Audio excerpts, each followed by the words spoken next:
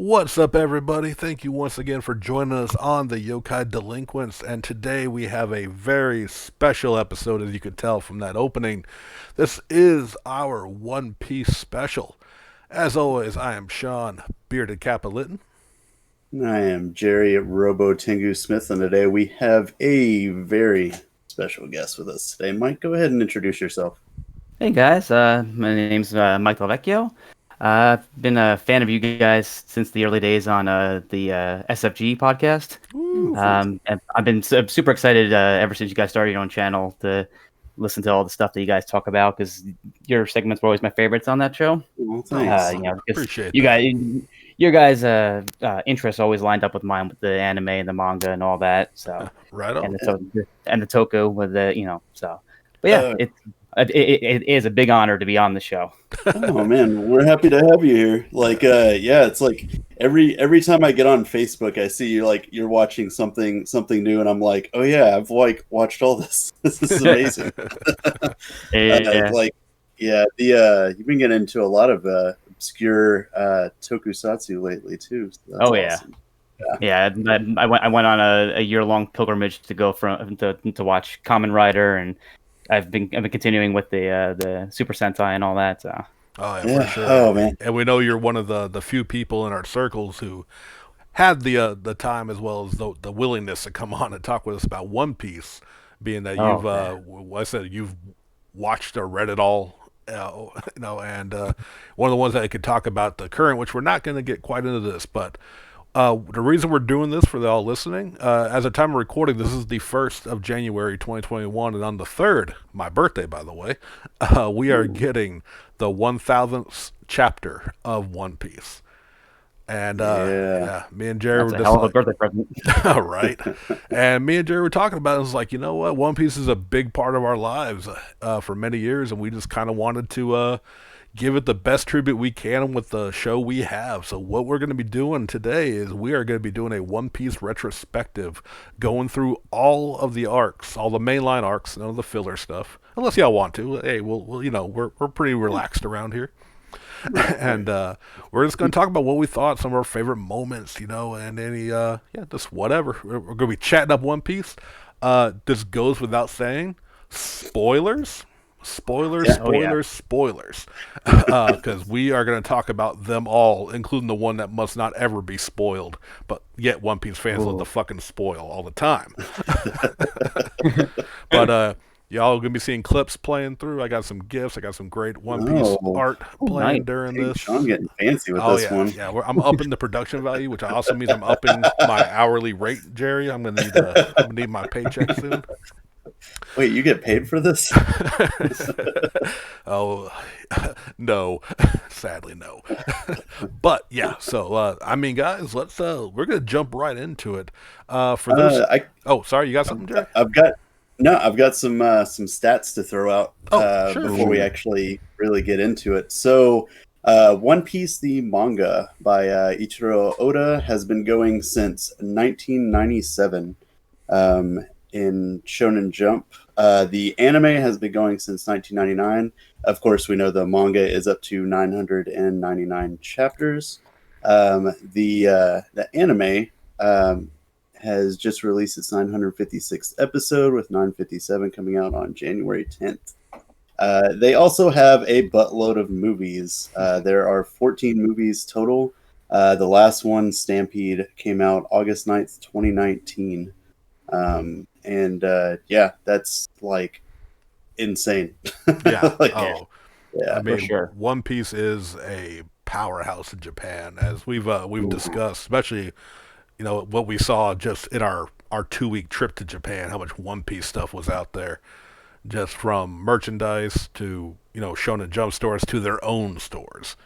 So yeah, there are other manga that have already topped 1,000 chapters, but I don't think any of them have exactly the worldwide recognition that One Piece does. Right. Mm-hmm. And so yeah, all right, that was y'all now know what it's all about. Now you're going to hear what it's really about. Yep. Like you said, the manga starting in 1997, they called it the Romance Dawn arc, which is I believe a reference to Oda's initial kind of like the pre One Piece manga he had made. Right. Would have Yeah, certain the one shot that they had done for something, right? right. I think it was just like one of his little entries into Shonen Jump. Like, hey, I got a story, which it didn't pan out, but elements of One Piece were found in that Oh thing. yeah. So I think they just kind of named it after that. So I mean, Yeah. yeah, was that? And it was really interesting, right? Because in that Garp was a pirate. Oh, right.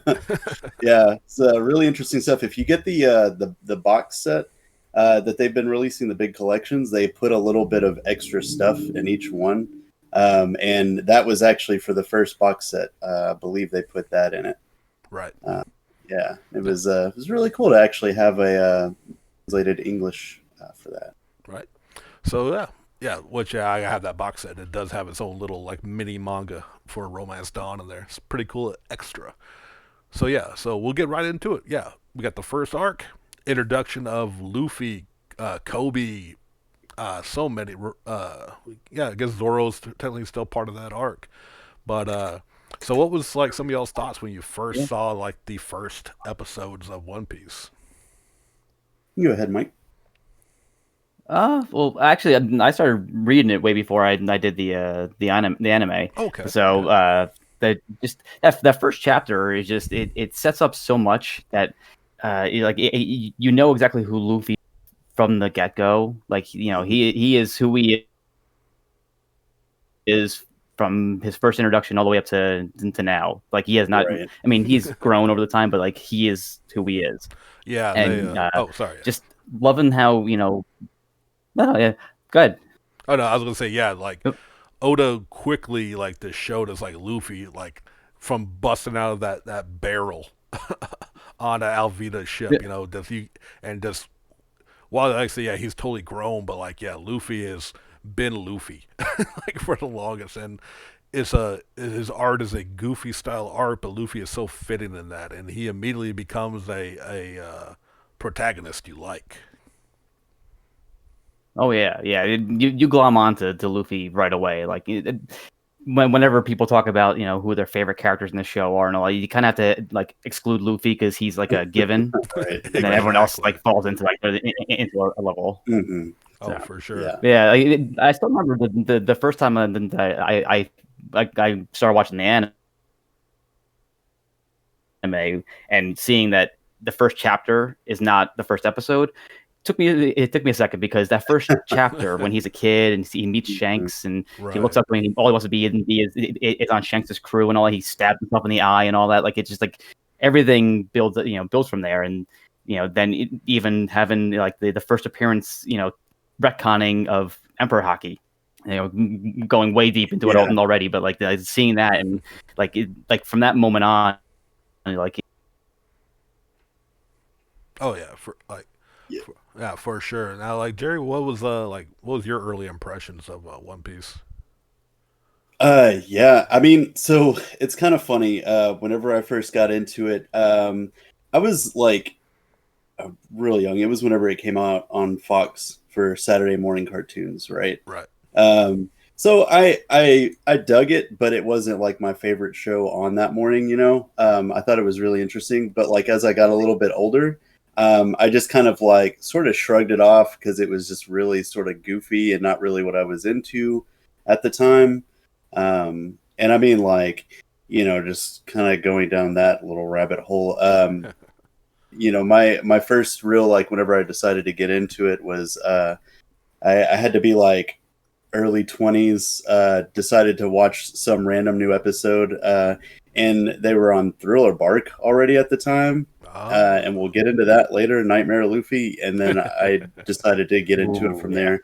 Yeah, and it's like really something interesting, about Luffy's character. And he's just like that lovable idiot that really just draws you in, Oh yeah, I really liked early on, like when he meets Kobe, and he's just a completely just under Alvida's thumb, getting bullied around, and he just straight up looked at Kobe like, I hate people like you. Like, Luffy is that blunt simpleness, but he's honest about himself, and that's you dig that. And even like I said in the start of this whole thing, like his first fight, quote unquote, because it wasn't much of one. It was him just wrecking Alvida's crew, and you see just the stretchiness of him, and just him just like calling her like everyone's scared of this woman, and she's got she got her club, she's strong for this this side of the ocean, and she kind of rules in it, and he's just like, she's ugly though, like why and which pissed her off, and just yeah, I think it was a really good introduction. And granted, like I don't think anybody if you just went into the show blind, it may be tough for you to have gotten hooked in immediately as far as like show, because like you said, the style's silly and it's a little offbeat, especially if your introduction to anime, like a lot of people here in the West, was like say Dragon Ball Z. It doesn't have that kind of bombastic start. But I think Luffy, though, if you're open to that kind of a silly hero who can also whoop some ass, Luffy will draw you in immediately. Right. Yeah. Oh yeah, Luffy is absolutely the prototypical shonen hero. Like he is, built upon all these tropes and the voracious appetite, the kind of simpleton like kind of thing. Like, but when go time comes, he kicks ass. Yeah, gets serious with it and just pulls something wild out. Yeah, for sure. One of my favorite things about the whole series is whenever you could tell things are getting serious is like the close up of the eye and the way that, because normally it's that single dot, and then when we get serious, he has the dot with a little outline around it and all that. Like right. You can tell like he is like he's about to whoop some. Oh yeah. He gets that. Luffy gets that look in him. And you want to talk about characters? They get that look. Shortly after they take care of Alvida, they end up meeting up in Shell's Town, where we get to meet Roroa Noah Zoro, the hardest name to ever pronounce in all the world without years of practice. Yep. The man who Oda decided wasn't good enough to just wield 2 swords. He gave this man 3. And his introduction, I was enjoying it, obviously, but like once Zoro kind of kicked in and we got into that arc of just dealing with him, Axe Hand Morgan, Helemepo, that really kind of got his hooks into me, because Zoro is just fucking cool. Yeah. Didn't he have that dope ass like guitar riff the first time we ever saw him, and he was like locked up or whatever? Yeah, like it just kind of zoomed in on him. Yeah, just because there was all that good build up. He's a monster, he's a pirate hunter, but he's just like a living demon, and he's just been crucified in this courtyard, starving to death, because he just wouldn't cooperate with Axe Hand Morgan. Yeah, but wasn't the whole deal is like there was like a little girl in a restaurant or something that I don't know, made Helmeppo mad or somebody in the Marines, Zoro ended up taking her punishment or something like that. And they were just basically tricking him and weren't gonna like comply or whatever. Yeah, they were just gonna execute him because I believe she bumped into or spilled something on him in the restaurant, and Zoro took the punishment. He was like, if I can stay alive for 30 days without food, you'll forgive her and let me go or whatever, which they never had any intention of, which already early on showing a major theme of this series, that the fucking Marines are assholes. Yep. And then that's the one thing that another thing that makes it so great is it turns the idea on your head. Like growing up, you think Navy and all the military, they're the good guys and these pirates are bad guys, and you find out that no, the pirates are the good guys and the Navy are really the assholes of the series. And they sort of turn that on its head even more, and they're like, they're good and bad guys for each side. Like they really constantly are like throwing it on you. Like it's kind of hard to decide who to root for like all the time in every instance. I mean, you have your obvious cues and everything, but like there's just so many like really interesting and neat characters out there. Yeah, which I think is a sorry. I was going to say you're good. I was going to say like a reoccurring theme I think throughout this as they go to the different islands and just travel the world is that your station doesn't dictate who you are. Like so you got Marines that are complete scum, but you have some that are trying to do good. And pirates who are complete scum, but also ones who are they just want to be free, more or less. They don't want to be under the rule. Like Luffy and them, they're pirates. Yes, they don't follow marine rules. They'll battle the marines, but they're not assholes. They're not pillaging and killing people. They're just setting out for adventure, but the marines don't want that. So by those terms is what makes them technically criminals. So it's a really great dynamic and world building that Oda set up in this series. Yeah, and speaking of like bad pirates, that brings us to our next arc, the Orangetown arc.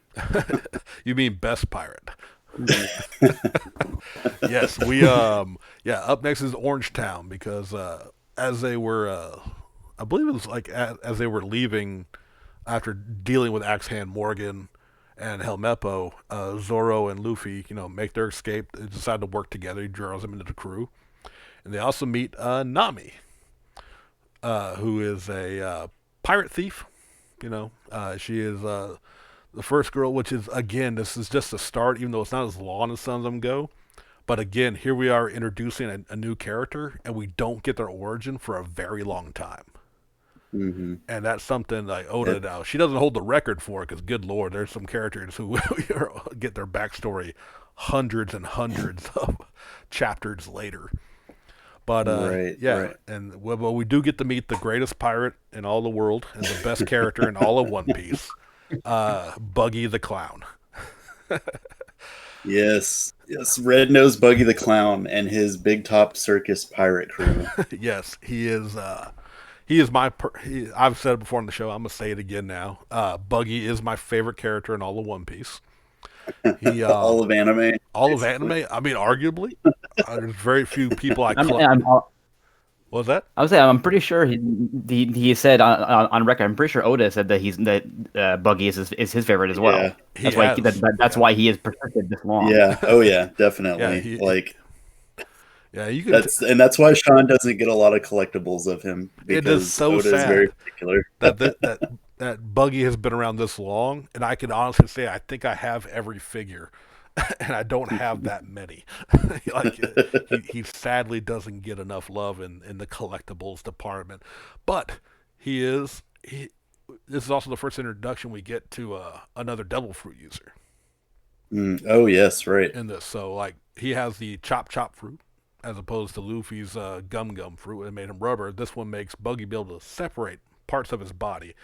And we're not going to get into the logistics of separation that also equals floating. It just happens, okay? We're just going to go with it. I love, like that's also one of my things that I love that Oda puts in there occasionally, is he'll try to explain a devil fruit, and I'm like, that doesn't make sense, but okay. No, that's absolutely true. Because, like the rubber fruit makes sense. Luffy can stretch and snap back, It's not like it's this permanent stretching. He's always got the rubber feel. And Buggy can separate parts of his body. He can be cut and he'll be just fine, as Zoro learned quickly when they first tried to take him down. And I think what I like about Buggy is that he's a character that he has a strong devil fruit. If Buggy was smarter, he'd be a much higher threat in the world of One Piece.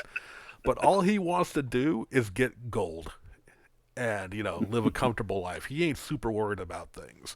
And as you learn more about him is what really drew me into him. But I always I don't know. Yes, I have an affinity for clowns. I'm not denying that. But I really enjoyed his introduction when I first saw that. And I'm like, this dude's cool. But this is actually not the arc that made him my favorite, but he definitely put him on my radar. We'll get into the arc that did that here a little bit later. But yes, we'll see you in 3 hours. Right. But yeah, so Luffy gets to fight his first devil fruit user, which there's all kind of wacky antics with Buggy floating around. I'm sorry, I'm taking the lead on this guy. I got to talk about my boy. No, you're good. Go for it. He having trouble with a man who can separate his hands and load it up with daggers and stuff. And you can cut rubber. Luffy's big defense so far has been that bullets just bounce off of him, but he can be sliced. So he's having to deal with Buggy, but with the help of Nami, who's very tricky. She ends up getting some of his body parts so he can't reform, and just one of Luffy's most underused and effective attacks. He hasn't actually broken out for anyone other than Buggy, which tells you how high level Buggy really is. That he kicked him in the dick when he just had his legs still running around on the ground, and and we had that, and it was a silly but a very good fight. You know what I mean? Like, cause, you're dealing with a whole circus themed. On top of that, we had Zoro taking on Kabuji, who is a unicycle riding swordsman, because circus theme. And this is them dealing with the Buggy Pirates and Buggy's introduction and just his cool power. This was an early favorite of one of my for me on these arcs. Yeah. Lion Tamer Moji was interesting too. Oh God, yeah. And Richie. Yes. Yeah. And then there was that little the story with the dog Shoo Shoo. Oh, They threw some bills on us. I'm about to say, is this the first arc that hits us with the One Piece feels? I think it is. Yeah. With rethinking about this whole arc, it makes me think that it's the introduction of all the things that we love about One Piece. It's the feels. It's the interesting fights. Like the one thing that I love is that it's not like DBZ power levels. It's there.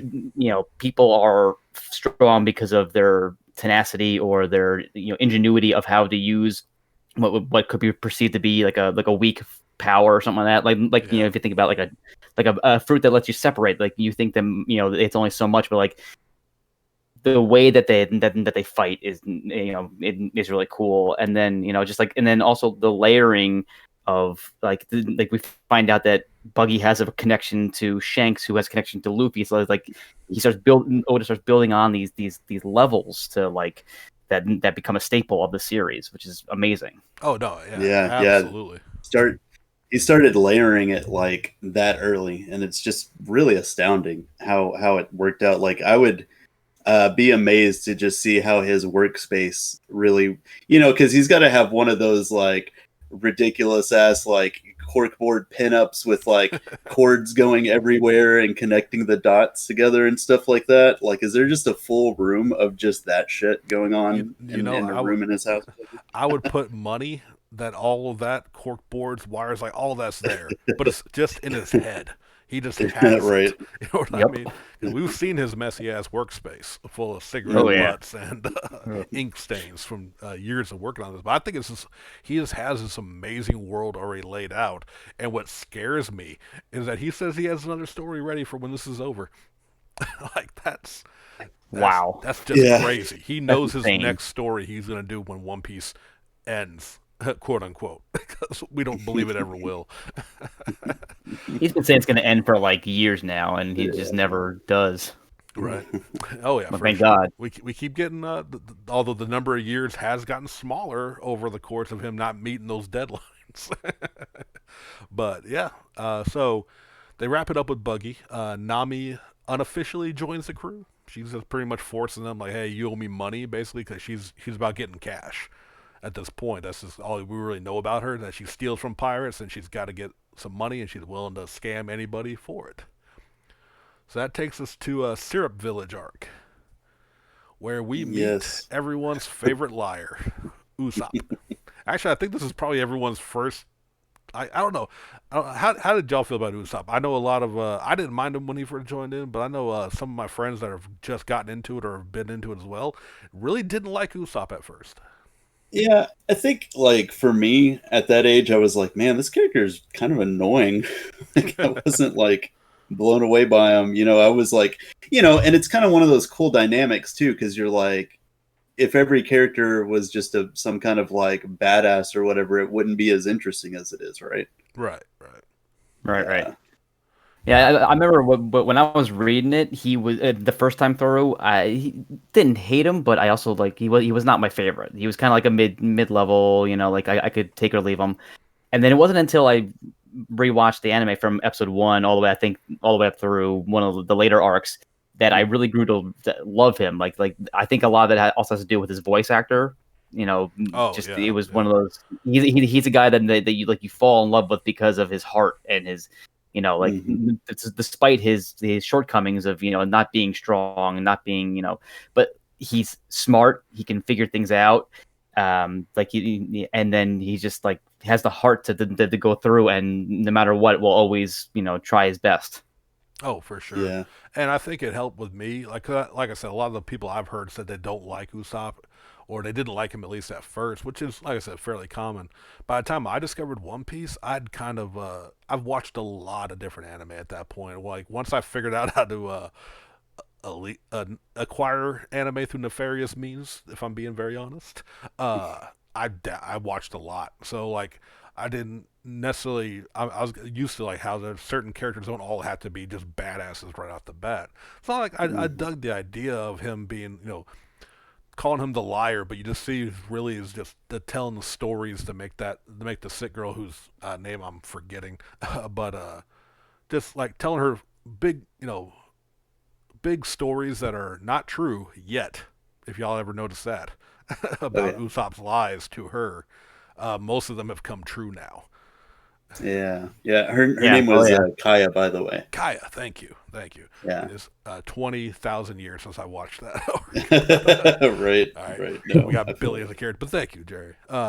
Yeah. So like, not even knowing that yet, though, like I dug him. I thought it was interesting because I tend to root for kind of the underdog characters in groups.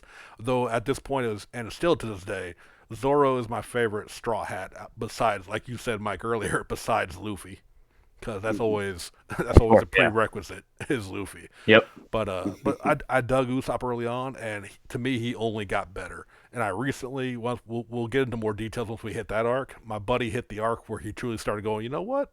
I like Usopp. And right. Yeah, there's definitely a point in the series where like people, if they're on the fence about him, fall in love with them at a certain point. Oh, for sure. Yeah. But we get we also got another member of the crew for that arc as well.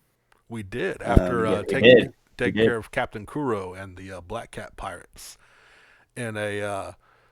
And to me, this was a kind of the showing the multifaceted battles that could happen in One Piece as well. It's not always just a straight one-on-one fight, like them having to get into different positions and dealing with the henchmen who are legit threats to the crew, and how everyone Luffy trying to find out where the fuck the right beach was. How they would get that kind of great build up until the final into him battling the big boss of an arc. But yeah, after defeating Kuro, Usopp officially joins as captain. He is captain of the crew in his mind, and they are given a present, the Going Merry, named after Kaya's butler Mary, for some reason. He does have a ship named after him. Deal with it. Right. Ooh, but after that, we hit a very big arc, in my opinion. Like, like I said, we got some big ones, of course. They're all pretty big, especially early on at this point, because they're just revealing so much. But to me, I never known if I said this right. Barati? That's how I say it. Barati? Okay, I wasn't sure. Yeah. The Barati arc, where we get the floating restaurant Barati and its crew of pirates turned chefs, and we meet Sanji, the cook, who will not fight with his hands because you can't damage your hands. And he really has a fascination with lollipops, right? Someone started with the 4Kids version of this. I did. Yeah, with the epic rap opening. he is a hefty smoker. Yeah, and for those who may not know, in the original versions of this anime, when it came to America, heavy censorship, from the guns to Sanji's cigarettes, turned into a lollipop, and guns being turned into all manner of ridiculous dumb shit, which didn't help it get its start early on here in the West. But this one, not at all, no. But this arc, especially with Sanji's backstory that we have for now, which again, this is chapters 42 through 68, where he introduced to Sanji, and we get some backstory, but we only just got his full backstory, like the arc previous to where we're at now in the current manga. and that's just fucking nuts. Yeah, it really is. Yeah, 800 chapters later, you're gonna know way more about this character than you do now. Yeah, but like this is also the one where to me it showed. Now, granted, like I said, Zoro kind of starving himself for a month on a crucifix. It's pretty serious, Mm-hmm. But I think the whole thing with Sanji and the head chef of the crew. Lord, I'm going blank on names now. Zeph. Zeph. There you go. Yeah, Iron Leg Zeph. Their backstory of them stranded on an island with no food, well, little food, and but like them being there so long and showing this is like a kid age Sanji, like, young kid just literally starving to death, waiting to be rescued. And now where it varied from the anime and the manga was like in the manga, Zeph survived by eating. He ate his leg, did he not? He did, yeah. Yeah, making sure I remembered that right. I suddenly had doubts. But in the anime, they showed him rescuing Sanji and a chain catching his leg and just him basically ripping his own leg off to save Sanji. But like, the little censorship that does happen, but it just shows like Oda's not afraid to put a young kid like Sanji. Like I said, Sanji's 16 or 17 when they meet him, and this flashback goes back to like 10 or younger. Right.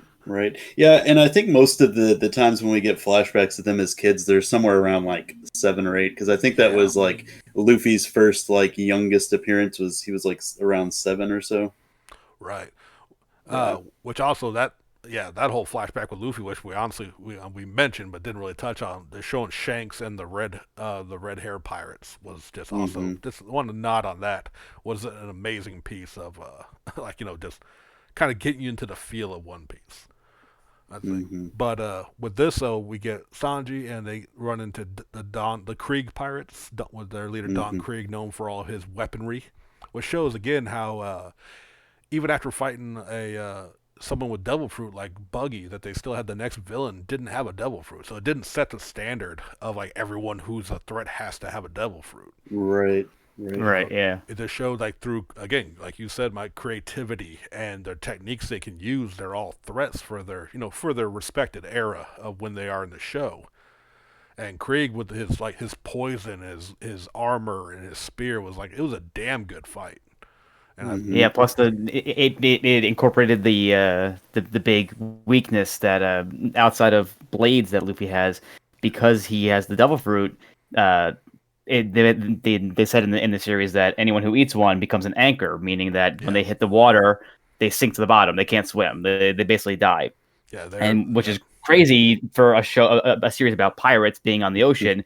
That this ultimate power is also an ultimate weakness, and so Don Krieg's fight, they're fighting, and all of a sudden he's on one area, and Luffy has to get around, on the mast and all that, and like avoid all the water. Yeah. Oh yeah, and that's I think that added stakes to this fight as well. That really showed that. But then also, during all this, a ship gets cut in half, just casually, and we're introduced to Dracul Mihawk, a man on a small raft with a giant cross-shaped sword, who proceeds. And we hear our first whispers of the Grand Line, and that's where Don Krieg. That's why they came to the Barati, because they were weak after being defeated by Mihawk. Because they were trying to go to the Grand Line, and like he essentially just decimated them and then chased them down. Yeah. Which again, also like you said, that's the Grand Line. That's showcasing him, Oda slowly showing what the Straw Hats and our heroes are gonna want to achieve, because Zoro is wanting to be the strongest swordsman, and he just sees a guy who can cut an entire ship casually in half. Yeah, and I mean, like at this point, his name is already renowned, so he's already known as the greatest swordsman in the world. Yeah, and Zoro challenges him, and Zoro tastes defeat. Like not only defeat, he got beaten by a small little dagger from Mihawk's necklace. Yep, he got humiliated pretty fast. did. Mm-hmm. He took And yeah, go ahead. no, I was gonna say that's where it kind of sort of separated itself from other stuff, because you'll always have like the protagonist or protagonists in this case meeting somebody that's way over their power level and then like somehow overcoming the odds and defeating them or something like that. They did not do that here. They very easily showed you the power difference of like where you're at and where the strongest in the world is going to be. Yeah, absolutely. It was really cool how they did that, honestly. Oh, for sure. And what I really liked though was after Mihawk just cleanly beat Zoro, who at this point we've seen him decimate multiple people at a time. Like he had a little trouble with some of Buggy's crew, but like overall he's been and he had his battle with the cat pirates and everything, but he's still been fairly confident the entire time. Here we see him just cleanly and without a doubt defeated, and even he says like it's the shame of a swordsman to have a scar on their back, and he just tells Mihawk cut me, bro. Basically like just give it, and Mihawk's like, you know what, I like this kid, I'm gonna cut you almost too deep. And he slices the shit out of Zoro, and he's out, he's down, and he slices them into that backstory. Right. which then we get Zoro's full backstory, which is also again setting up the theme. The overall theme of One Piece is tragic backstories. Which, oh yeah, every fucking character in this, every minor character in this world has a sad story, and it's amazing every time. But to me, this really also solidified how much I love Zoro now. Was like that declaration of I'll never lose again. His promise to Luffy. That's again, it's just stuff like in a shonen manga anime. That you typically don't get shows that hit on the feels as much as this show does, and do it as well. I think, especially as early on as they did, like yeah. Really hit you early on. And it's kind of interesting that we got two like really tragic backstories in this arc for Zoro and Sanji. Right. Yeah. Ironically, the two people that absolutely just bicker more than anyone else on the Straw Hat crew. Mm-hmm. Yeah. Oh yeah. Because Sanji, like brothers. Oh right. Oh no, for sure. And that's also what's cool as they're building this crew, is really building a family. Luffy. Oh yeah. Luffy doesn't want underlings. He wants a family. Because he looked at how Shanks treated his crew, like they're all laughing together and celebrating, eating together. He's not the leader, he's the captain. In a sense that makes sense of a difference with him.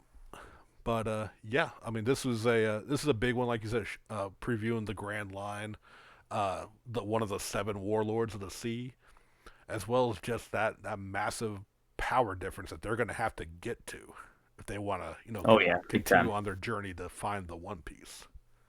And actually, they actually introduce 2 warlords in this, one in person and one by name that we don't see for like hundreds of chapters. This is the first instance of Jinbe. I didn't remember them mentioning him. Yeah, because this is where those characters was it Johnny and Yasok when they're taking them to Arlong area. They're talking about Jinbe, and he was only mentioned by name, and then for hundreds of chapters we don't see him ever, and then all of a sudden we see him, and then that's when it's like a big like, oh boy, like he's finally here. Right. And I love it whenever he puts in like, oh, this is the Shishibukai or the Warlords of the Sea or whatever, and they want to give you something but not the whole farm, so they give you these silhouettes that they're stand-ins for what these characters are going to be, and it was just it was pretty interesting because it's like, oh man, all these silhouettes look really boring and stuff, and now what we have is just amazing. It's which if I'm so good. If I'm not mistaken, like the silhouettes in the manga were a little bit different than in the anime, because by the time they were animating it, I think we knew some of the warlords. So in the anime, I think the silhouettes are a little more accurate, because I think the one in the mangas were just like looked nothing like any of them. Yeah, if I'm yeah, they were. remembering correctly. Yeah, they were just standard-looking humanoids or whatever. I don't think even Oda necessarily knew all their designs yet at that point. Right. Yeah. But then we get to, man, arguably one of my favorite arcs of the entire franchise. Is Arlong Park. Yep. Same here. As Nami steals the Going Merry and all the treasure and money she could get from their adventures, she goes off on her own. And we still don't really necessarily know why she's been doing that. But, like, she's always, because we don't know anything about her yet, but this is where we learn her tragic backstory. And my God, talk about a tragic backstory. From being an orphan to just kind of barely scraping by as a child who just doesn't understand the struggle of a single mom style parent, to Arlong and them just destroying her life more or less with the Marines. Also, interfering in that too. The shady ass, the rat looking Marine guy, I couldn't tell you his name either, but to just again Arlong making a promise and not keeping it. Yeah, it was seriously an incredible arc. And it was kind of the first time as well, like towards the end of it, when that the Marine showed up, and I was like, oh man, what are they gonna do? It's against the law. And then I was like, wait a second, they're fucking pirates. Like, what am I worrying about? Right. Yeah. But yeah, like it's the first instance where we get like, this is your crew. Essentially, and like the walk to Arlong Park, and you get your crew battles and everything, and like, man, out of all of the backstories we get in this like saga, this is definitely one of my favorites. Oh yeah. For the for the East Blue saga. It was just for sure, yeah. Man, it really just hits you, and it's they introduce so many interesting characters, and so many of them that show up later too that you would not expect, and then it's kind of funny because you get to see new attacks and how each crew member kind of handles themselves in a struggle, and there's you always get that Luffy circumstantial fight where like something happens and it disables him, and then you get back to it, and then it gets like to the nitty gritty, and it's like the real fight. Yeah. And what I was gonna say, like before we get into the fights, I kind of want to talk like you said, we get the first. I think this is the first full on like crew versus crew battle. Where each guy gets their own fight against someone else individually for the most part. Which just leads until, again, I'm getting goosebumps just thinking about it again, because I never get tired of, we see Nami being a confident person who can take care of herself. You found out her tragic backstory and all the sacrifices she has made and having to depend only on herself, trying to save this village that this thing she betrayed them, it's just, and you can tell all this comes to a head, and she just turns teary-eyed. She's done all she can and none of it worked for her, and she just turns and looks at Luffy and says, help me. And Luffy just puts his hat on her head and just screams his war cry with the boys just all taking their pose like, let's go fuck up these fishmen. And it's emotion. It shows like Nami in just that little bit. You've gotten to learn how strong she can be, but you see that very, she's not a perfect character. And she has to. That's growth right there of just showing, hey, I can't do it all by myself all the time. Mm-hmm. And to me, it's and go ahead. I would say the whole, you said it, but I don't know if people who don't know the series at all, right. But him putting his hat on her head is such a symbolic thing, because like we've gone through this whole series up to this point. This is his treasure. This is his number one thing that no one can ever touch. Like, he freaks out in the Buggy arc when Buggy, slices it with his knives. He yells at Nami for don't touch my treasure. This is mine. And then when he finally says, hang on to this for me, I trust you with this while I go deal with this, is just like that sends goosebumps up your arms. Yeah. Oh, absolutely. Because like she is, as he puts it, she's my navigator, which is basically saying that he wants her on the crew. That's his family. And what Right. proceeds then we get into this Zoro facing off with Hachi. We got Usopp and his most devastating attack of Usopp Rubber Band taking on the I can't Yeah. remember his name, but the spitting Chew. fish. Chew. I know he always said Chew, Chew. yeah. That's his name. Okay, yeah. With Yeah. that, and then of course Arlong versus Luffy is just an epic fight. Hey, you glossed over Sanji versus Kurubi. That was the whole underwater fight. That was a great Okay, fight. yeah, that was Yeah, good. I did skip Sanji. Yeah. Sorry, no one cares. I'm sorry, no one cares about the simp cook. No, yeah, you're absolutely right though. Sanji taking on the black belt manta ray underwater. Yeah. Showing that at this point Sanji is just he got the strong legs, and he can kick the shit out of people, but underwater, which again is like low key showing their own training and their own fights. How each of the characters grow with every battle. And I think it's a lot more subtle than just saying, like, Goku beat so-and-so and now he's stronger. You know what I mean? Like, this is a bit more subtle and just, like, you see their growth slowly. Right. And this kind of introduces the whole trope going forward that Sanji is like is a guy that always goes to rescue whenever one of the guys with the devil fruit fall in the water. Like, he's usually the guy to jump in saving them. And showing that he's on equal level with a fishman. Like, I don't know if we actually ever talked about the fact that these are fishmen. Like, they live in the water. That they are as fast and as strong, if not stronger and faster, in the water as they are on land. So Sanji, who's he can swim. He's not like deathly. It's not a death sentence to be in the water for him. But he's slow. He's a little weaker, and he has to breathe. And this thing's coming at him, and he's able to be on par with him. It shows how much of a badass he is. Oh yeah, absolutely. And like what Jared said earlier about the Luffy getting kind of put out for a little bit, where he was trapped underwater because they got him in the water and they had to stretch. Like, I love how they're like, how are we going to get air to him? Wait a minute. He stretches. They just drag his head out of water.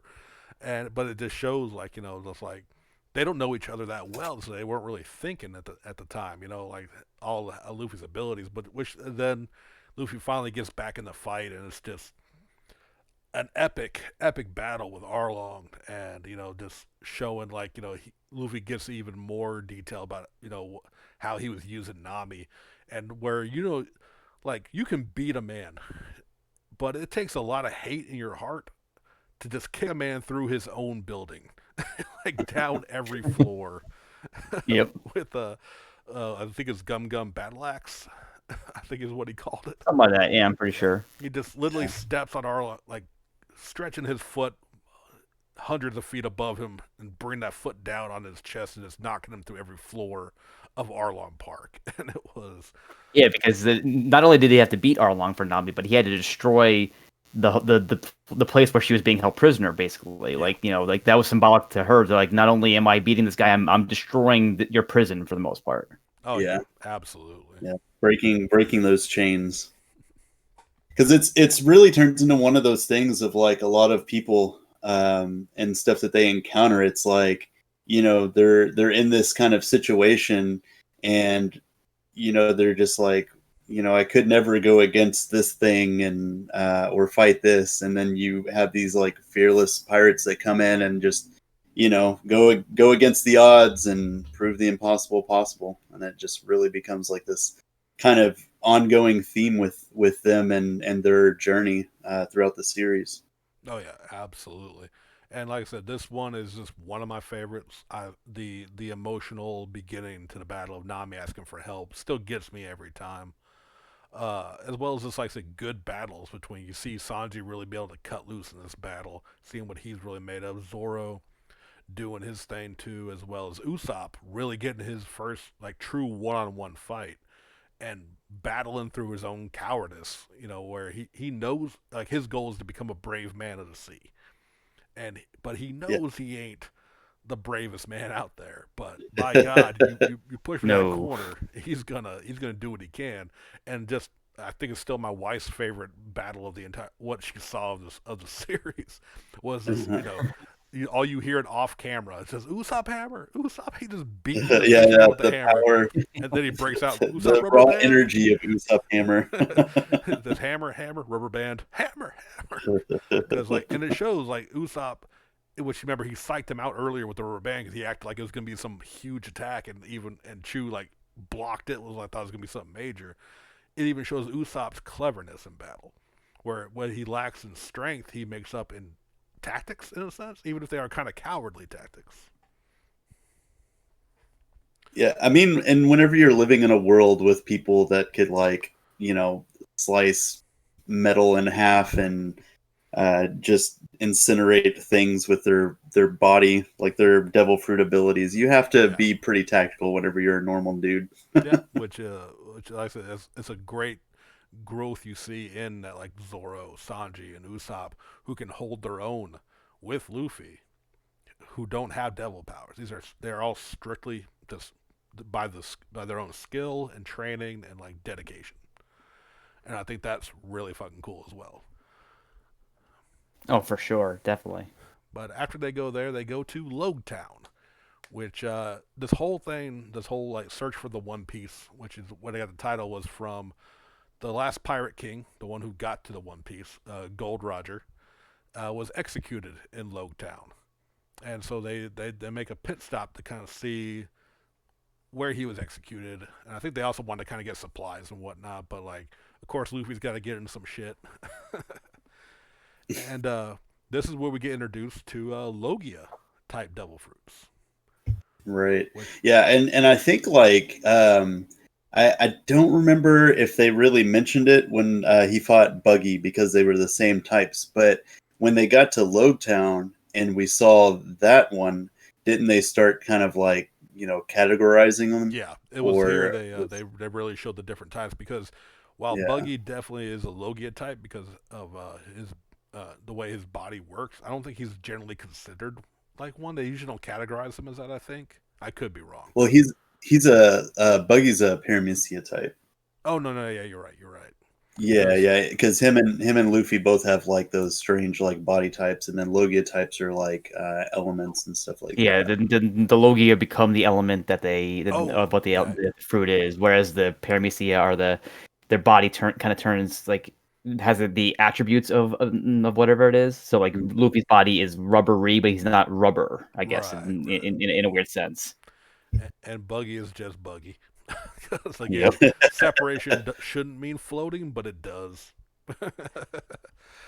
But here we get introduced to a Marine called Smoker, who is Logia type. As y'all says, their body is that element or whatever thing. His is smoke. And he's go ahead.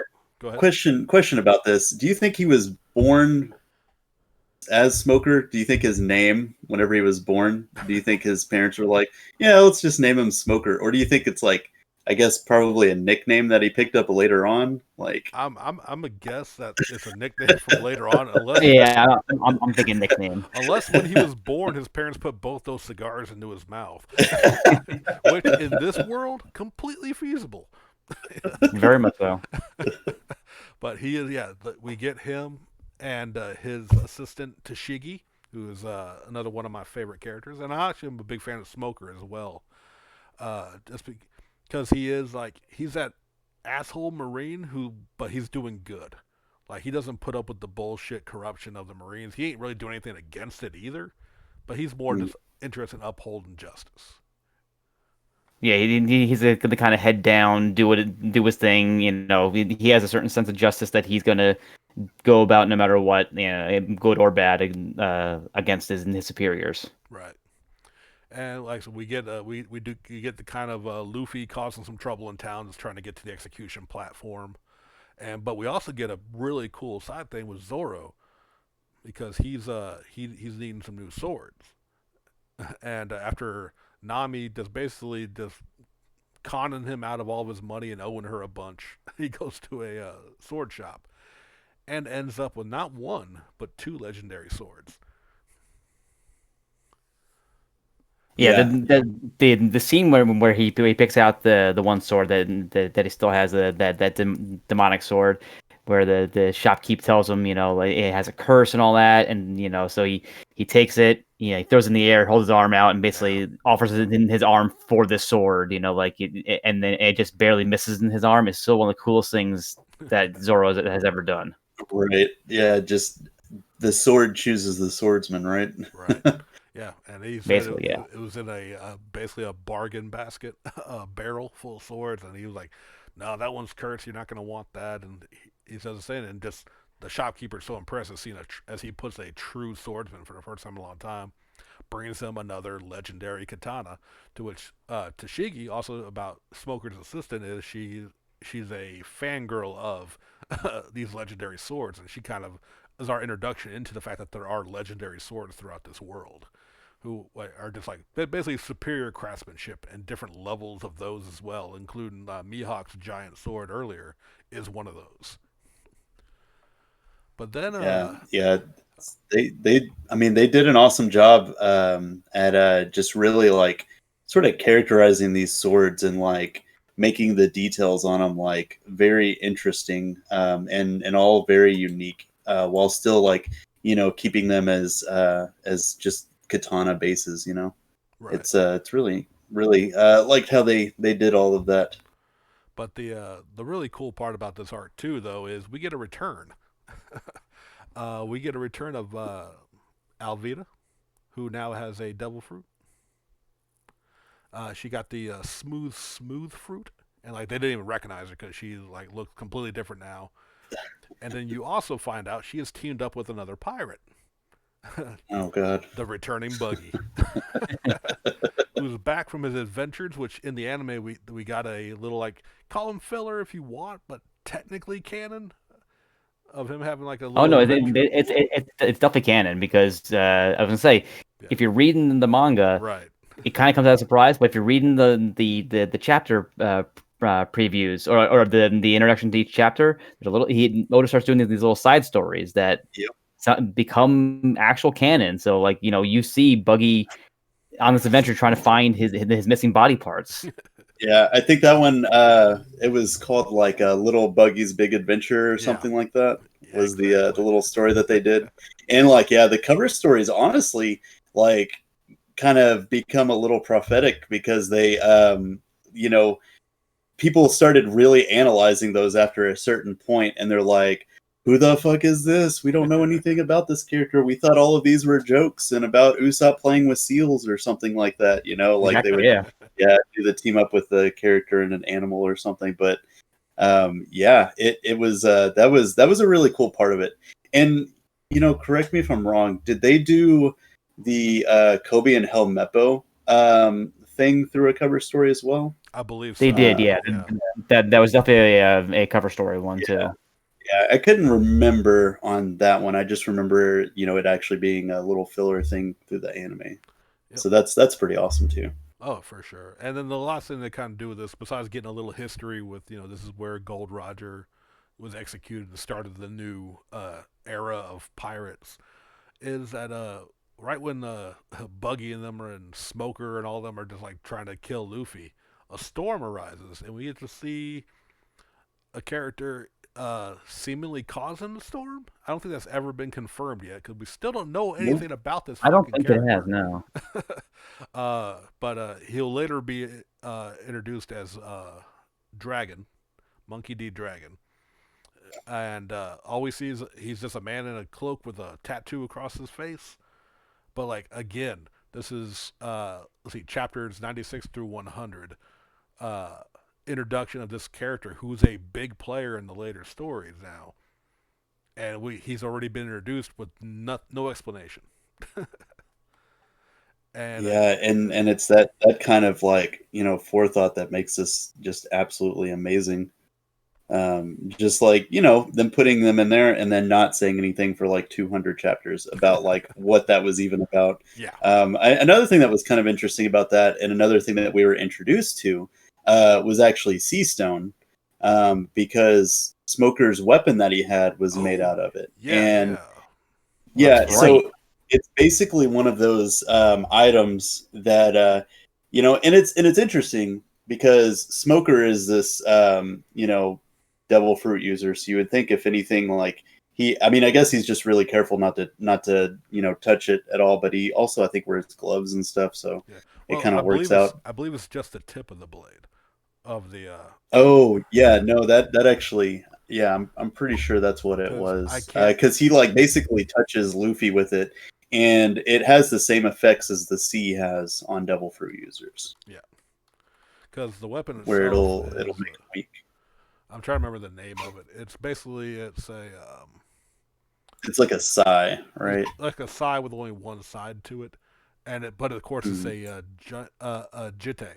Jite is what it's called. Basically, if y'all know what a sai is from like Raphael Ninja Turtles, just picture one of the sides are missing, and they were a common police weapon in the feudal like samurai era.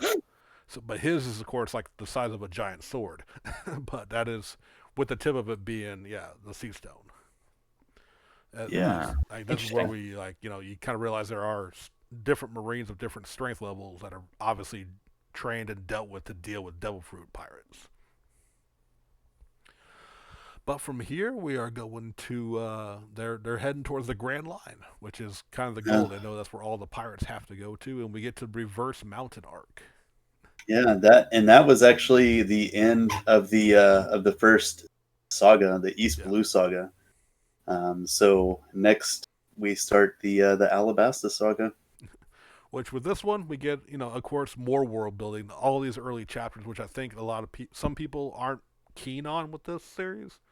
Because, like, in between every great fight, it's a lot of world building. And if your anime taste isn't for that, you just want to get to every fight, that's kind of why I understand why some people don't dig One Piece. And I try not to judge too harshly, but I'm usually judging them pretty harshly. Same. But here we learn a bit about the Grand Line, and we get introduced to Laboon. I don't know why I have to say his name like that every time. Well, before we get to Laboon, though, we get introduced to the way to get to the Grand Line, which is completely bonkers, right? Yeah. Like they have to sail their ship up a mountain and then down it. Yeah. And it's one of those things that's like been highly speculated by fans for years. And like they released a map, but I'm still like, is this right though? Is this correct? Just like how the world is. So you have the regular sea. So you have of course East Blue, West Blue, North Blue, South Blue, and each one has its own like little interesting power rating and stuff like that. You have like the the normal oceans and stuff. Then you have the Grand Line, which is supposed to be like this is where pirates go to become famous and seek out the treasure of One Piece and clues to it and everything like that. So it's like one of those things, and they have this really kind of touching moment right before they get to the entrance of the Grand Line, where they break out a barrel and all kind of like put their hands in or put their feet in or whatever, and sort of like make their claim of what they're gonna do in this journey, like what they want to accomplish and stuff like that. And yeah, it was a really really touching moment before we crossed over into that new ocean. Oh yeah, for sure. Just showing like they've already battled together, but it was kind of like, what, we got to make this like official. Like, we're all promising we're going to see this to the end as a crew. And, absolutely great moment in there. And then we get another tragic backstory of Laboon, the whale left behind by a crew that couldn't take him with him. And he's just been ramming his face into the side of the mountain trying to get there. And what that connects to is so much later as well. You know what I mean? Again, Oda planting these seeds. And we also hear about Laugh Tale. Or right. And which that comes into that's of course the end game right there, but we even hear about it there, the final island. Like just mentions of it. And this is if I'm not mistaken, I could be way off base here. no, never mind. I think the cover story pops up later. But just to bring it up because I probably won't even remember when it popped up. Right. Like way later on, probably in the 400s or so, we get a cover story that nobody has fucking figured out, and it's essentially so the old man that we meet here, that's like like the lighthouse keeper or whatever. Yeah. It's was it Crocus? Was that Crocus, his name? yep. Yeah. So the cover that he did, and it wasn't connected to any other covers around this chapter, but it's basically Crocus like having drinks with somebody, and you only see them from the back, and like they're wearing very like Wado esque, like traditional Japanese clothes. So it's really interesting because they've never told us like who that character is or anything like that. So I don't know. There's still a lot of speculation going on that. I feel like it's a character that they just may have introduced recently in the series, or was around back then. Yeah, that's one of those ones that they think he's holding out to like introduce later on, and then they go, and everyone goes, "Oh my god!" It's been 1,000 chapters later, and all of a sudden this is coming back. Yeah, and it really set him up because he actually, and I don't think we find it out till a little bit later, but he sailed with Roger's crew as well, right? Crocus did. Yeah, he did. Wasn't he their ship's doctor for the journey? Yeah. Which so it's just like, which, knowing what we know now from Wano, there's all kind of theories, but we'll if we can circle back to it, if we can remember to, I'll bring up my fan theory of who that might be. But we'll get to that. But that's pretty much what we get a little bit with Laboon and him, Crocus, kind of explaining how to get the things, which leads us into them making it up there. They get up to the Grand Line, and we get to Whiskey Peak arc, where we are introduced to several characters. Well, okay, hold on. Before you get to Whiskey Peak, okay. We were actually in Laboon introduced to Vivi and whoever her little sidekick was, and this is how we kind of got started on the whole numbers and everything. Yeah, because she was in disguise, right? And then this is also when we find out that they need a special kind of compass to navigate the Grand Line, right? The log. Yeah, and essentially, it points to an island, and if I'm not mistaken, the way that this one works, don't you have to be on it for so long or something like that, and then it accumulate or acclimates, and then points you to the next island in the series? Yeah, and I think each island is different in the amount of time that you need to spend there. So like it needs to like gather up the magnetic energy from the next island or all that, because otherwise the Grand Line is in like you can't get through it because the weather's so different, and so like you can get lost in like a day out at sea. Right, and I think even in their first little voyage in between that first area and Whiskey Peak, like they just get hit with like blizzards and all kinds of stuff, and they're like, "What the hell is wrong with this ocean?" Nami knowing like reading weather and sea charts and whatnot. Yeah, she's able to pull like, this shit is not normal. We're about to have a storm in 3 seconds. And, kind of giving them up, and you're seeing also not only how much she helps the ship that's to travel as well with being their navigator.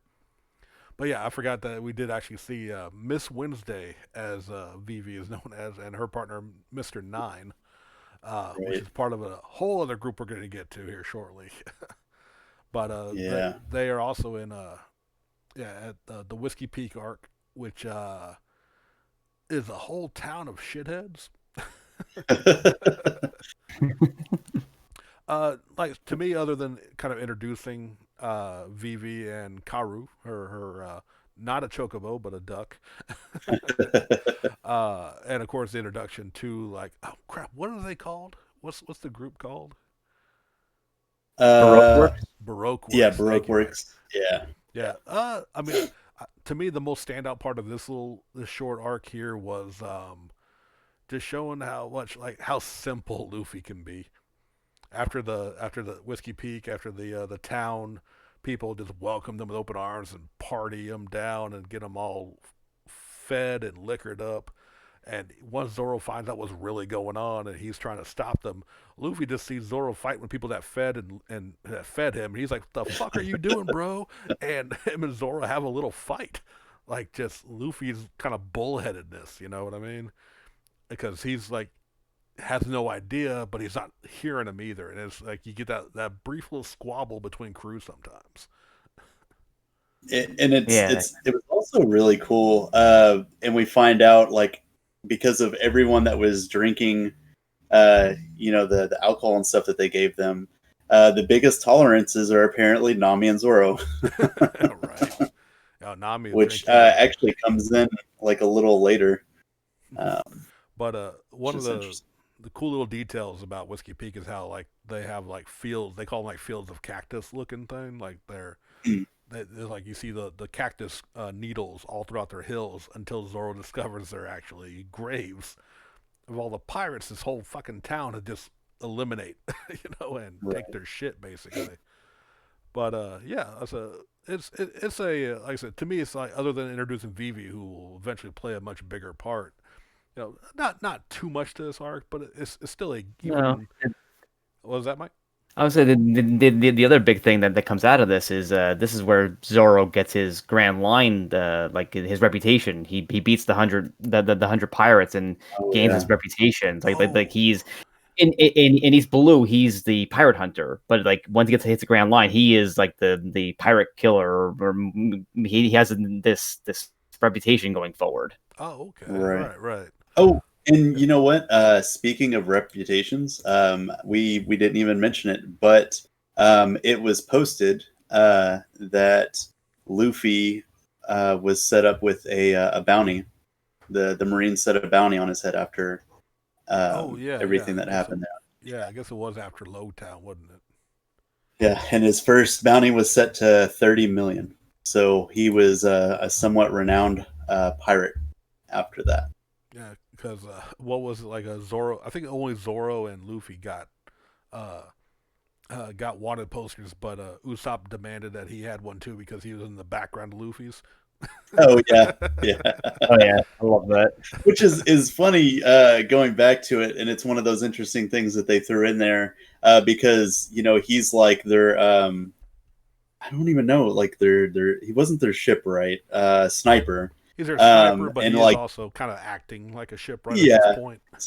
So he was very handy. Yeah, and then like later on, you see fucking Law's wanted poster, and Beppo's like almost in the same like portion or whatever that Usopp is on Luffy's. It's just pretty great. They're like little right hand person or whatever. Just a nice little like send back to that, which was great. Yeah. I think at that point, essentially, Vivi just enlists in their help because they get attacked by two other members of Baroque Works, who are a bit more terrifying, but also kind of, I don't know, just strange. Is it Mr. 8 and Miss Wednesday or Miss Monday? I believe so. Oh, no, those were the people that were with Vivi. Mr. 5 and Miss Valentine. Right. That was the team up. The guy with the explosive boogers. Gross. Yeah. And then Miss Valentine had the kilo fruit. She could change her like weight and density and stuff like that, which it's another one of those powers. It's like, man, if you like really like went in on this ability, you could like really fuck some stuff up for sure. Oh, no doubt. And Mr. 5 is basically Oda saying, do you remember Gambit from the X-Men? What happened? What would happen if he ran out of playing cards? What else would you use? I don't know, boogers. But I mean, man, it was yeah. Yeah, that was so odd, but it was like, that's so Oda. It's just the way you can say, like, that's really weird. Like, that's One Piece, 100%. But then we get into the little garden arc, which is we get to meet. I love this arc. Yeah, that there are giants in the world. Yeah, and it was our first introduction. So like we've been introduced to fishmen and now giants. So what else could be out there possibly? It was a really good arc too. The two giants, Bragi and Dory in it, were just like what they fought like every day for hundreds of years, just locked in combat because they were under two other giants that were in opposing crews or whatever. Because of the fight that they got into about their which catch that they had was bigger, right? I believe that's what it was. It was like I think even to a It was point, something silly, yeah. Yeah, like they forgot what they were fighting about. Right. They're like, it does? But at that point, they were kind of like, you know what? It doesn't matter because this is our belief. This is what we live by, which really touched Usopp. Oh yeah, I was just gonna say this is where he kind of gets the idea like to be the greatest warrior in the sea. Got to go where the giants live. And that's when they introduce us to Elbaf, where the giants are supposed to come from, which I don't think I even thought about until Sean mentioned it at one point. But it's Fable spelled backwards, which it's so obvious now. I was today years old. Yeah, but again, that's that creative writing, and I'm looking at the wiki, and they said they had long forgotten why they were fighting, but it literally was a quarrel over their hunting competition, which got them kicked out of Elbaf, and they had to go settle their difference here. But we get more Baroque works, and they're actually talking about taking the bounties for these giants because they're worth like 100 million together. Yeah, and that's where we get Mr. 3 and Miss Golden Week, which are two also very creative powers. There with Mr. 3 is the wax fruit. Yep. And he which is just he can create wax. He makes anything from armor to just weapons to a giant rotating candelabra. He traps them in. And Zoro just being, a man of just realism, and like he knew they were stuck. The wax is so strong he couldn't cut it, so he's like, "Well, we're being slowly turned into wax statues, so I'm gonna strike a cool pose." And such a great Zoro moment. Right. Wasn't that after he decided that he couldn't cut through his arm, his legs to get out of there? Oh right, yeah. I'm gonna cut my legs off to escape first, but yeah, since that didn't work, I might as well make a cool statue. And Miss Golden Week, she had her paint powers that like the different colors could affect people. It's like again, just very creative abilities throughout this whole series, really. But and then we get through there, and what I love probably about the end, jumping to, is how they want to get off the island after they take care of everything, but it's being kind of like there's a giant goldfish. So they yeah. What's that? End up pulling us. Oh, sorry. Yeah. No, I lost you for a second. Go ahead.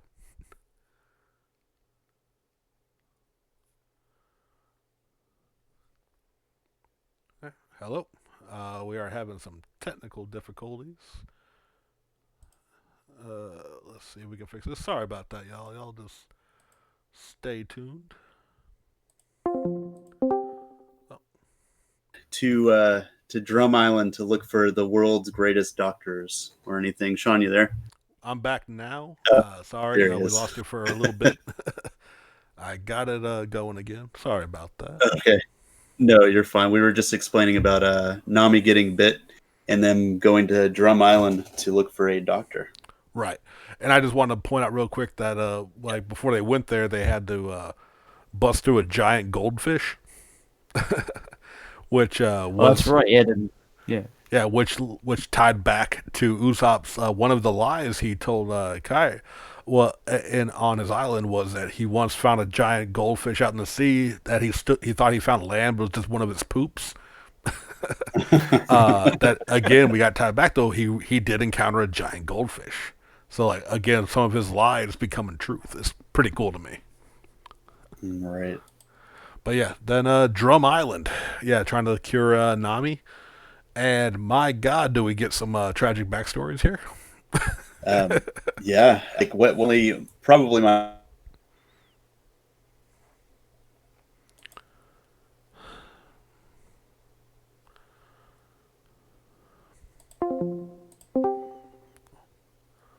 like a very winter sort of atmosphere, and you soon find out like not everything on this island is really how it seems. With like they're supposedly being doctors, but there aren't any. And then you soon discover that the whole island is controlled by a king named Wapol, which is he pretty much keeps all the doctors under lock and key for himself. Right. Yeah, he's not allowing anyone else. But there's one doctor out there who is like basically the rogue, and that's Kuriha, who everybody claims is like a witch, right? Of course. Right, she's living for like over 100 years, somehow. Yeah, yeah. Her beauty, right? It knows no bounds. It knows no bounds whatsoever. And she has an assistant with her. And it's one of those things where like they go in and they're like telling the legends or whatever of this doctor, and it's just this real struggle with Luffy, with Nami strapped to his back and everything, and they're like climbing out this cliff face that's just straight vertical and everything. And when they finally get to the top, and they get to Kuriha and everything, and you meet this like little character that's the assistant, and it's Tony Chopper. Oh yes, is a fucking reindeer. Which is also oh, sorry. Go ahead, Mike. I would say Chopper is the introduction to the third type of devil fruit, which is the Zoan type. It's the all ones based on animals. Yeah. So it's basically you think that it's a little guy that eats a reindeer fruit, and you come to find out it's actually a reindeer who eats the human fruit. So he's half human, half reindeer. Right. Like I still want to know what would have happened if a human would have ate that fruit. Like, well, that's the Sengoku, the old fleet admiral. He his fruit, spoilers, is the human fruit model Buddha or something like that. Right, yeah. Yeah, but I think if anyone had eaten Chopper's specific fruit, you who's just a normal human, you just lose your ability to swim. You really just lost out on that one, unfortunately. But I was gonna say what I do love is just the low key of Rudolph, the red-nosed reindeer storyline for Chopper's background, because as a reindeer, he has a blue nose in all forms, but he was ostracized by his own herd because he had a blue nose, and it was just like, you're making me fucking cry, bro. Like, and then then him getting the human fruit, you're like, well, I can make myself into a man as best as he can. And then the humans will accept me, but he looks like a giant reindeer man. And they're like, it's a fucking monster. And they don't let him in there either. It's a giant Yeti man. Yeah, and it's like, oh my God. Oda is just like this masterfully writing these like characters you instantly, like through their own struggles, you just instantly kind of respect and love, and like, you just can't hate them.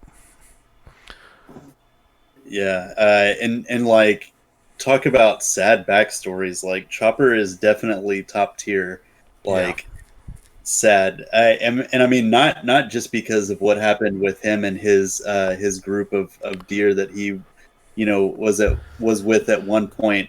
But we find out about another doctor that was illegally practicing medicine, Dr. Hiraluk, who was actually, his friend and mentor.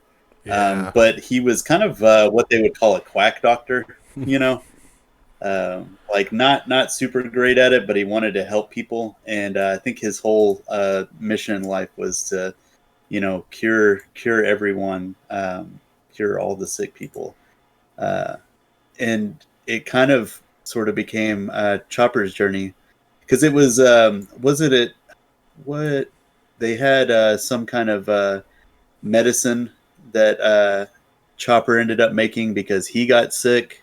Yeah. And he had told him about the pirate flag, right?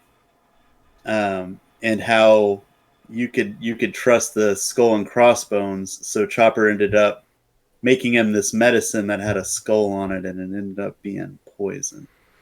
Yeah. So Yeah. in Chopper's attempts to be a good doctor, he killed his mentor. Well, technically, Unintentionally.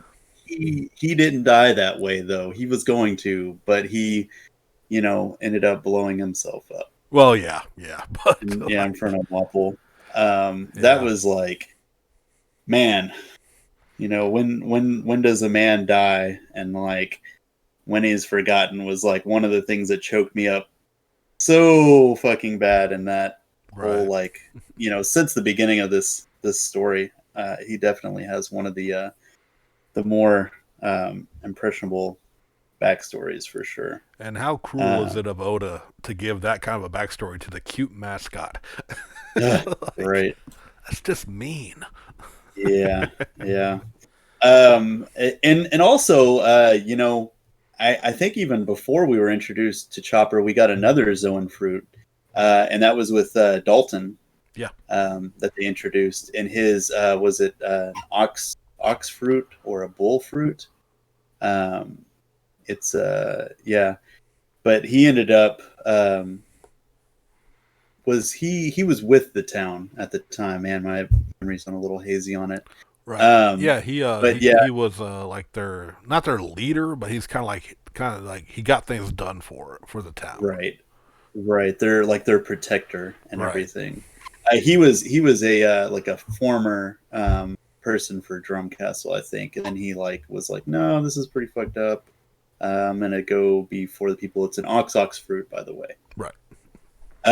So we're introduced to him. We're introduced to Chopper. We're introduced to the two Doctor characters, and then we get introduced to our big bad for this series, or this arc, Wapple. Which Wapple has a really funky fruit, right? Right. Like his is that he could eat something and he gains attributes from it. And what he uses this for is for like eating weapons and like turning himself into weapons and stuff. Yeah. Which again, Oda just takes some of the like weirdest concepts and is able to just write them to where they're legit threats or like truly creative uses of some of the most like mundane powers at times. And I think that's like I said, Wampole is a great example of that. Oh, for sure, yeah. And I'm gonna go back here. I actually said it wrong. Oh, Dr. Hirluke's his whole dream was to make cherry blossoms bloom, right? oh, yeah, In yeah, the Drum Kingdom. Yeah, I forgot because that becomes important later on. right. Because he's got the pirate flag in his little room that has like the Jolly Roger, and it has cherry blossoms going down the side of it. But yeah, like going through this whole fight, and they actually had the flag up on top of one of the castle's towers. And what was it there? There was a reason Wapol wasn't in his country at the time, because like the kingdom was kind of like, sort of getting over like Wapol not being there. Like they were like kind of thriving and stuff, and then he ended up coming back. Yeah, he Um, I believe he was like kind of running it corrupted. I don't think he had his devil fruit power at the time, and he kind of got ran out. So I believe, if I remember right, he came back to take it back, basically. Yeah. That sounds about right. Yeah, because they were like and he got rid of like all the doctors. Like he like so it was like kind of a island of doctors, and then he slowly either got rid of them or brought them all into his service, but they all eventually left because it was literally down to just those two at one point, if I'm remembering correctly. Like I said, unfortunately, these are some of the ones that kind of like outside of Right. outside of the, like, Chopper and them eventually taking down Wample. Like, yeah, it's kind of like this is a good arc for introducing another major character, another crewmate. But I don't know, Wample he didn't do much for me, if I'm perfectly honest. Like, the standouts were definitely the backstories. Oh yeah, and for sure, yeah. honestly, like if you just wanted to get a taste of this arc, they made a movie specifically for it that was honestly really well done. The Drum Island movie. Oh, okay, Yeah, it was really good. I can't remember what movie number that was though, but yeah, no, it was really good representation of that whole arc, and I think they actually added some stuff in, like I want to say they added in Frankie, and they gave him the Sunny, so it wasn't like canon at Drum Island. And then they also added in. Go ahead. I would say that I'm pretty sure this is Luffy's got Gear 2 and all that, and at this point, which he didn't have for a long time, during the original run of it. Right. Oh yeah, and then I think they added another enemy, which was like Wapple's brother, and yeah, that was I don't even know what number it was, but it was episode of Chopper, Bloom in Winter, Miracle Sakura was what it was called. Hey, look, the only Chopper stuff we need is more Chopper Man stuff. Well, you're in luck because they make a lot of it. They do make a lot of Chopper's little side stories as a superhero. Yeah. But yeah, Jerry, go ahead and keep breaking down the arcs. Unfortunately, I'm closing some of my tabs because we were cutting out when I was switching back and forth. So okay. I'm gonna leave it to you now, buddy. Oh yeah? Yeah, buddy. What we got next? So the next arc that we got, Drum Island ends on a really, high tearful note.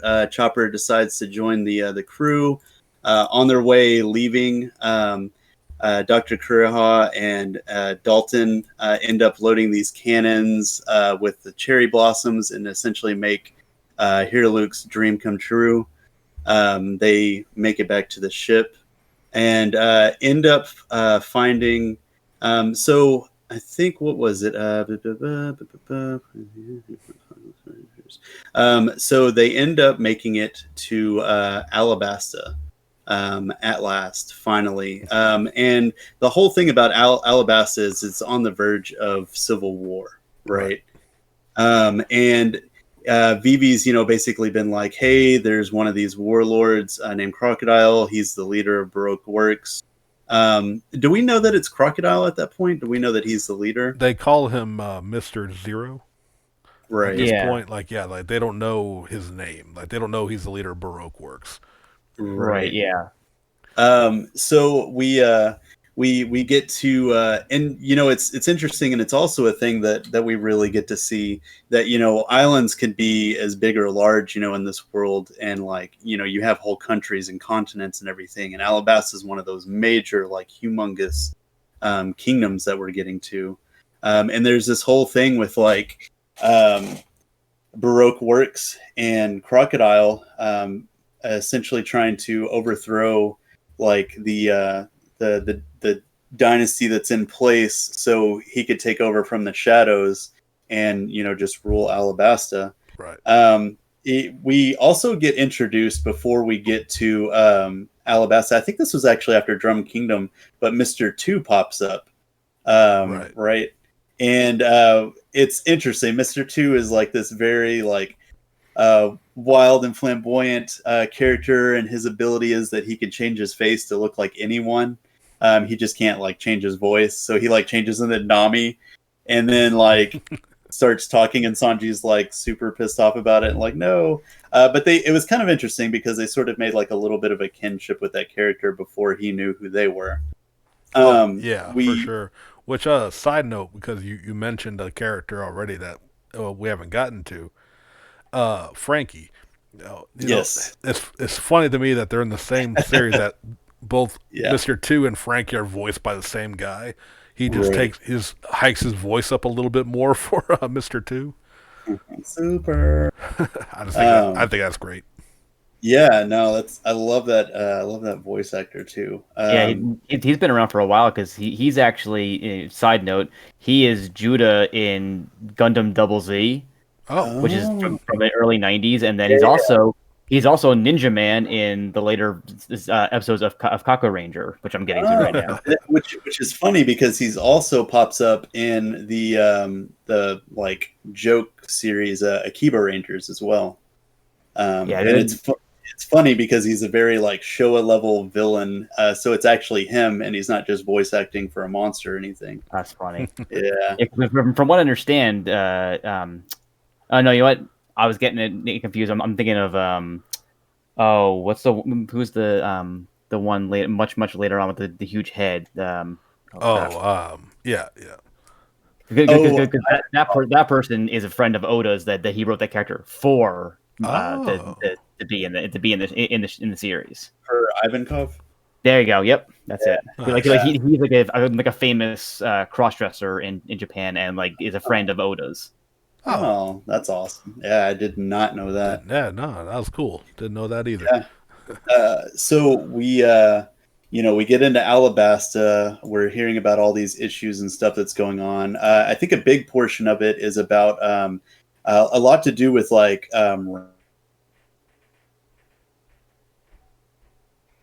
rain, and them not getting like cities and the cities and outskirts. And I think it's like rain Yeah, but powder, and whenever you rain clouds, but it also takes away his, so it like might make it to where it doesn't rain in those other areas. We actually, for the first time ever, meet Luffy's older brother, Portgas D Ace, which is pretty interesting and wild that we meet this character this early on, and it's also like, oh, this is Luffy's brother. That is really interesting, and he's like pretty cool design too. Not to mention his ability is he's a Logia fire type. right. So it's like, how much more overpowered could you get than being a Logia fire type? I mean, Yeah, because we also find out that he works under Whitebeard at this point, Yeah. right? Yeah. And Whitebeard is kind of mentioned as this, he is like one of the guys at the time. Like he is like one of the guys that like everyone aspires to be at this point. Right. yeah, Yeah. Ace It's just quickly, like I said, because of his fire type, his design, and connection to Luffy. Like, it's no surprise that he actually became super popular character. yeah. And I think they actually end up parting ways when Smoker shows up, because then him and Smoker kind of get into it. But before they depart, he gives Luffy this piece of paper, and he's like, wherever I am, you can find me using this, type of deal. Right. So they end up getting to Crocodile's base, and finding out his big master plan of how he's going to use Baroque Works to take over the country. He locks everyone up in a sea stone cage so they can't get out. It looks like they like all of the numbers and the teams and everything start getting together, and like they're we get to see our first bit of was it Mr. Four and Miss Merry Christmas. We get to see Mr. One and Miss Doublefinger. Mr. One and Miss Doublefinger are pretty great. I didn't. Oh yeah. Apparently, there was a kid named Kappa, which is kind of funny. We and then after the group escape from this like prison of sea stone, Luffy gets his first taste of fighting Crocodile, which does not go well. No, it doesn't. No, it does not. Yeah, we find out that Crocodile has the Sunosunonomi, or the San Sanomi, which, if you think about it, he's got sand abilities. He's a Logia sand type, and he's in a freaking desert kingdom. Right. So it's just like the worst case scenario. This is like, yeah, I don't know. Like if you're fighting somebody that's made out of water in the ocean or something, Yeah, and not only that, but like, not only is he like a Logia type, which means, he can basically become non-solid. The dude's got like a fucking hook hand that has like various weapons through it. He's just fucking vicious as hell. It's like his power wasn't enough that they had to add that into there. And like you said, yeah, he fucks Luffy up in their first encounter, which again you don't see that often in a Shonen Jump of like the heroes losing. Mm-hmm. But it right, is, yeah. Because at this point, Luffy has. I mean, he has some trouble here and there, but he's basically steamrolled through just about everybody. Yeah. And then so you say, oh, he's fighting a warlord already, but he'll be fine. And all of a sudden, he's run through, quite literally. Yeah, literally stabbed through his chest. Like he's like the crocodile completely destroys him. But it's again kind of like when with Zoro getting taken down by Mihawk, it's a point of growth. It shows like him just getting that much better, especially in the rematch where Luffy uses gets some help, but gets some tactics again. Not just brute forcing it.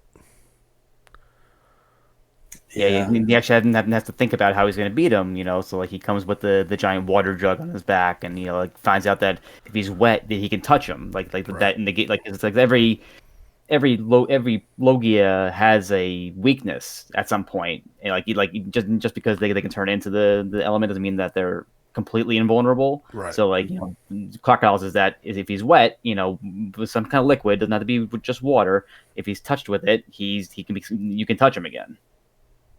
Yeah, and that like just became an interesting like thing with Logias is they're not completely invincible. You could do all kinds of techniques and stuff like that to beat him, and it was really interesting that he found that out and everything. I think it had to do with like him being all bloodied up and everything on their last encounter, and him actually being able to see that he could touch him.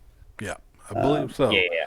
Which again, this led to, like I said, the giant water barrel with the giant straw in it. Just a silly image, but like it makes sense, and it's such fitting that like the show and the design, like it does goofy things, but because of the way the art is and the way the stories go, it's like it's acceptable. It makes sense in the world for things to kind of be exaggerated and not take it so seriously. But while you're still doing that or seeing that, these are like serious battles with like high stakes and drama and just so well done. It just truly makes One Piece unique, Oh yeah, and I mean, speaking of those fights, we get a standoff with Sanji versus Bon Clay, who keeps turning into Nami, so he won't hit him. We get the fight between Nami and oh man, is it Miss Merry Christmas? No, Miss Doublefinger. Yes, Miss Doublefinger, right. She's Mr. Number One's partner. And she has like that ability to where she could like extend her fingers into sharp points. We also get the first introduction to Nami's climb attack, which makes it to where she could manipulate things like with like electricity and heat and cold and water and stuff like that to create like illusions and different abilities. Right, because at this point, this is what Usopp made her, but it's like it's more like a party trick tool. So like the ingenuity of how she beats this, like they kind of built up Baroque works to be like every number higher, and their partner was always like a little bit tougher. So to have number one, who is literally the second in command's guy, and then his partner is fighting Nami, who at this point she's just a normal person who can navigate pretty well, and then to have her like little birds on springing out and like little flowers popping out, and for her to somehow beat her is just really cool. Yeah. I mean, it's really all about overcoming the odds. You've got Chopper and Usopp, who faced off. That was Miss Merry Christmas, right? Yeah, And the Mr. Four, mole woman. yeah, and Mr. Four with his gun dog, which was a thing. Yeah, because that was this is the first instance. I mean, we laugh at it now, but like they've hinted at this later on that this was a gun that somehow ate a dog foot. Yeah, and it's just like one of those just wild things that he still has not explained. But at some point, we're gonna hear from what's his name, Vegapunk, Dr. Vegapunk, yeah. Dr. Vegapunk, the first whole thing for him. Right. So Chopper and Usopp have their fight, and then you get Zoro and Mr. One's fight where he's fighting someone who could turn into steel and turn any part of his body into a blade. Well, I thought his fruit was a blade fruit, not Yeah. so he's literally he's literally a blade, a living Right. blade. And so, how do you fight a swordsman who is versus a man sword? Right. In a sense. Right, and that's the thing that Zoro end up overcomes is he's like, I have to be a swordsman that can cut through steel. And honestly, this seems like it's a one of our first little bits of armor hockey. Is just hearing the breadth of things, as he remembered in his teacher telling him that like if you're a good enough swordsman, you can hear and predict how these things are going to happen. So like at the time, he says like I can cut a leaf, or I can hit the leaf and not cut it.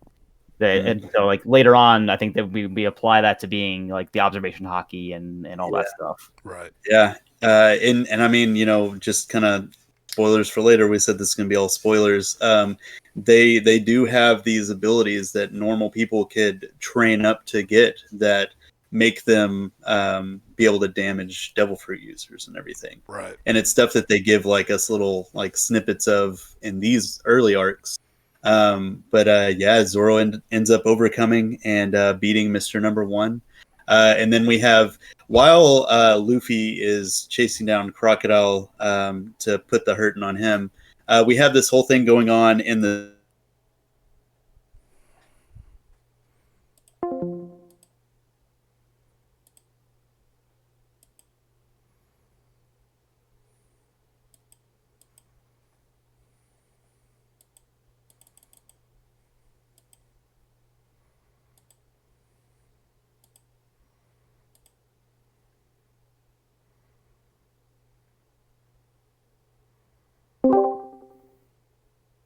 and Luffy's also fighting Crocodile. And he had the water at first and he was fighting him, soaking his body in water. They end up getting to this point where he doesn't have that anymore. The Mizu Mizu man thing, that was just fantastic. And it's like 100%. Yeah, that's just showing that like no matter how serious this series can get, it can be super goofy, but still like when you think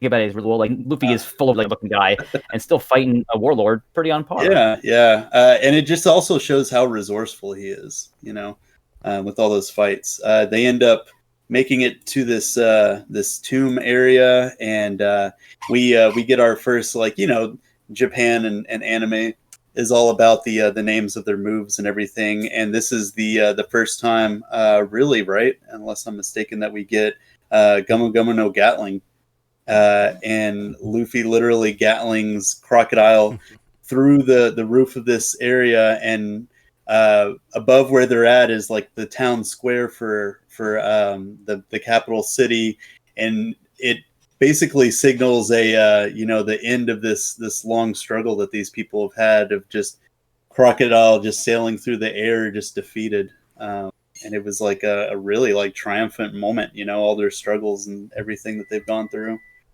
Oh, for sure. I mean, this is like, to me, this Alabasta was super important to show like them getting involved in like world politics, and like bigger scheme other than just them Right. trying Yeah. to get to their goal.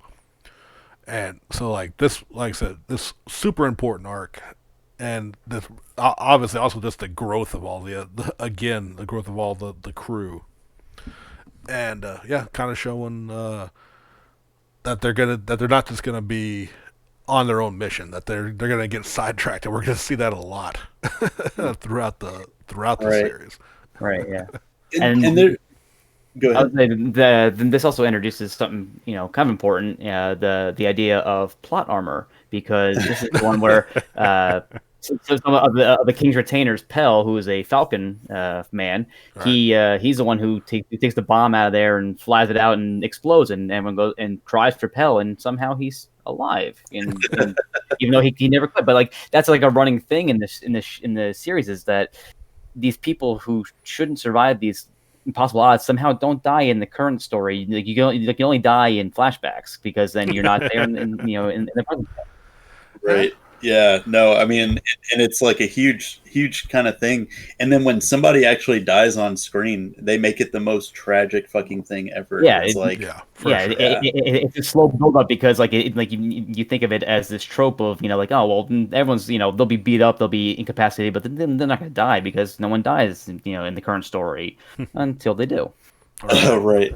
And another thing, and I think we didn't even bring it up because I think she showed up right before Little Garden at the second town, Whiskey Peak.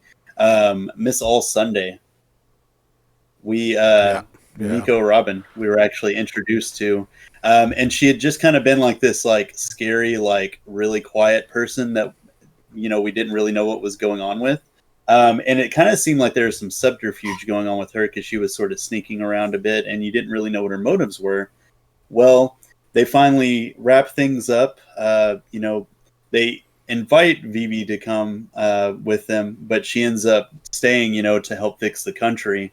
And they sort of end on this note of them all sailing away. And one of the things that they did, whenever they were talking about, oh, we're eventually going to have to fight Mr. Number Two, Bon Clay.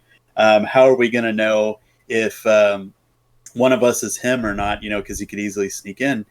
So something that they were carrying around since the beginning of this arc was they had these wraps around their wrists. And you later find out that they all made X marks on their wrist so they could distinguish who they were. And that final scene for the arc is them sailing away and Vivi kind of like seeing them off, and they all kind of put their arms up, showing that they have the mark, and she's will always be like part of the crew and everything. And then shortly after that, they find out that they have a stowaway, and it ends up being Miss All Sunday, who we find out is Nico Robin, and she is an archaeologist who is in search of the world's secrets. Oh, for sure. I'm gonna tell y'all what we've already hit almost 2 hours. Yeah. Oh wow. How would y'all? I know, right? I mean, this is a bigger undertaking than I thought we were going to be doing. Yeah. Tell you what, y'all down to do a part 2 at another time? Yeah. Yeah. I'm definitely down. We can wrap this up a little bit here, and we'll put this out. This is going to be put out the day of the 1000th chapter, and we can come back and record and do some more of it at another time. Because this is pushing even our listener base. I'm realizing as we're going, we're only to Alabasta. yeah. Well, it's a huge undertaking for sure. Yeah. Like with all that we have, but no, yeah, definitely making this multiple parts is definitely something that I'm down for. Yeah, and this is actually a really good stopping point too, because this is like the end of like a certain era. Like this is like this was the biggest story that they had told at this point. It was like crazy. Oh, end of the Alabasta Saga, and the beginning of Sky Island Saga. So yeah, I am down to pick it back up on another episode. We can wrap it up here and then talk about that later. Yeah, Sure, yeah. for sure. Well, guys, thank y'all very much for listening to us rant and rave about a show that we love dearly. We hope you We can enjoyed it. obviously talk about this all day if we wanted to. We Oh, really yeah, for could, sure. and like I thought about keeping it going because we could keep rolling, but yeah. If y'all liked what you're hearing, please let us know in the comments. Let us know what you think about One Piece, and you're gonna sit through more hours of us talking because we'll do it. We're probably gonna do it regardless. But if you did enjoy what you heard, please like, comment, subscribe, and of course share the video around. Let everyone know that there is a spoiler-filled, amazing look back at some fans talking about some One Piece. And Mike, that we occasionally will remember something and then have to go back and talk about again. But yes, as we do, because as you know, preparation is for the smart people, and that's not us. Mike, thank you very much for joining us, Of course, and yeah. hopefully we'll be able to get you back on for the for part 2 of God knows how many. yeah, For sure, yeah. This was great. I love having being a part of this. So thank you so much for inviting me. Oh yeah, it's our pleasure, man. It's great having you here. Yeah, for sure. But that's gonna do it for now, and yeah, we'll catch y'all on the next voyage. Peace. Later.